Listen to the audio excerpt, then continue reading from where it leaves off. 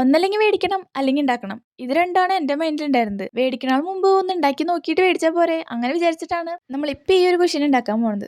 ആദ്യം നമ്മൾ ന്യൂസ് പേപ്പറും ഈ ഒരു ഷേപ്പ് കട്ട് ചെയ്തെടുത്തു. പിന്നെ ആ പേപ്പറിൽ കട്ട് ചെയ്തിട്ട് ഹാർട്ട് ഷേപ്പ് വെച്ചിട്ടാണ് നമ്മൾ ലൈനിങ്ങും അതുപോലെ ഫർ പോലെ ഇരിക്കുന്ന മെറ്റീരിയലും കട്ട് ചെയ്തെടുത്തിട്ടുള്ളത്. പിന്നെ ശരിക്കും പറഞ്ഞാൽ ഫർ പോലെ ഇരിക്കുന്ന മെറ്റീരിയലിന് ലൈനിങ്ങിന്റെ ആവശ്യമൊന്നും ഇല്ല. പക്ഷെ ഞാൻ എടുത്തിട്ടുണ്ടായിരുന്ന മെറ്റീരിയൽ ഭയങ്കര തിന്നായിരുന്നു. അതുകൊണ്ടാണ് ഇതുപോലെ ലൈനിങ് വെച്ച് കൊടുക്കേണ്ട വന്നിട്ടുള്ളത്. പിന്നെ ഇത് ചുറ്റും തുന്നിയെടുക്കണമെങ്കിൽ തുന്നിയെടുക്കാം. പക്ഷെ ഞാനിവിടെ സ്റ്റിച്ച് ചെയ്തിട്ടാണ് എടുത്തിട്ടുള്ളത്.